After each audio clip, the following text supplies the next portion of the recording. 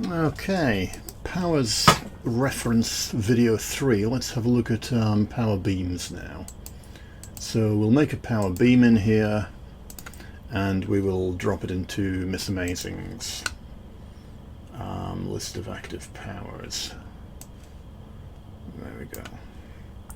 So we've got all the same settings as before. By default, let's make it a light beam, this one. By default it costs 0 energy and so on. When you make a new power it'll make that 20 energy. Make it instant. Give her the one-handed cast animation, say it comes from her head.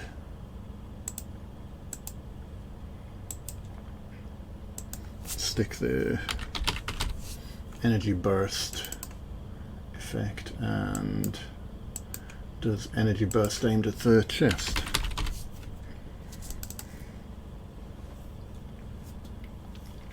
And what we've got with beam settings here, we've got a beam settings object which specifies the visual effects of the beam, some settings for the different beam type and some chain settings.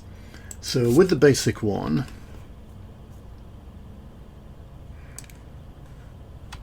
we can target there and it just makes, that's an interesting effect, that energy burst. Just makes a beam go straight from us to the target. Oh yeah, and it's not doing any damage at the moment, is it? Let's give it 10 damage, flat damage, 10 to 10. Now we'll just go through these settings here. If we go first hit, that means whatever we're targeting, it'll actually do damage to the first object we hit. So it's the robot there. If we target the crate behind him, still hits the robot. The crate you can see isn't taking any damage, but the robot is. If we set it to multi-hit, it'll hit everything between the target and the caster. You can actually hit multiple objects now, so we can select that crate behind the robot and both of them take damage. You can see both of them having the beam effect play on them there. We've got the chain settings. If we set maximum number of chains, that's the maximum number of bounces the beam can do. Want to make that have a 360 degrees arc. Anyone within 10 meters can be an extra target. The beam will now bounce around from one target to another. Oops, it's number 4. There, we see it went down to hit that other robot that's coming up to join us. I think he's sort of in a squad with a test dummy. Yep, so that's good for lightning arcs, for having beams that sort of bounce around between targets. You can specify things like it'll only work in a 180 degrees range and it won't go forwards. So now we're going to have to kind of bounce the beam back in a kind of V shape. Let's see, if we fire from here, it bounces back, but if we fire from here, oh, it still does. Okay. So maybe that forward thing needs checking by me. Once per character, if you tick that, that means when a beam's bouncing around multiple times it won't come back and hit the same character again. It keeps track of who it's hit. Let's have a quick look at this beam settings thing here. You can create a new one of these.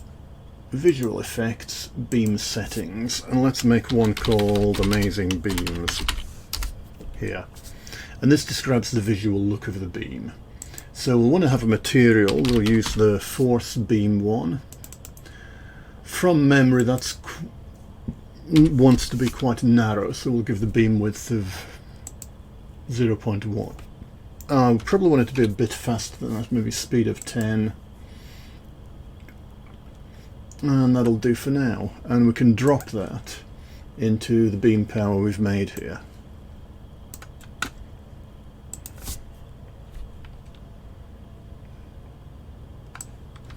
And now,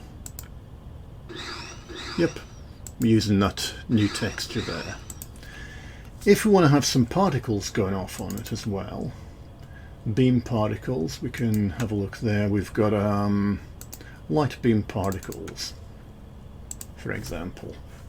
That'll make little twinkles along the length of the beam.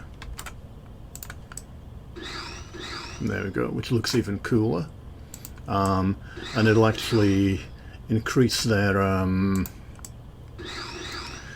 keep their density constant. If you fire off a shorter beam, it'll make fewer particles. A longer beam will make more particles to give a consistent look.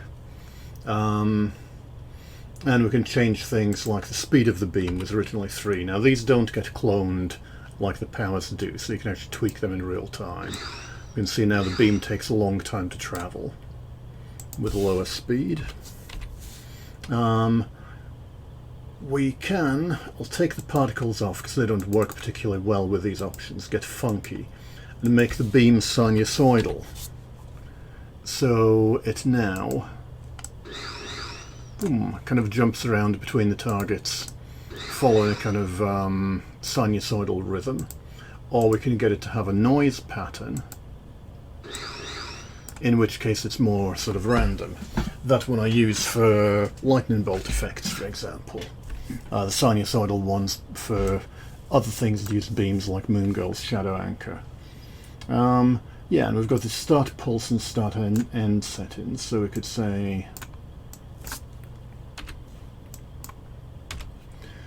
this determines how the thickness at the start and end of the beam is going to change. If we go and make that straight again, you'll see that a bit more clearly, that the beam's kind of pulsing in and out in thickness. We can override source and body parts, say that these beams, this type of beam always goes from chest to chest, for example, or always goes from chest to head. Yep. Yeah, so that's sort of the different beam settings you can put in there for the visual effects for the beam. So gameplay wise, beams you can basically specify whether you always hit a target, whether it does a ray cast, and if it can hit multiple targets, and then you can put the chain settings in there as well to have multiple chains of the beam. That's PowerBeams.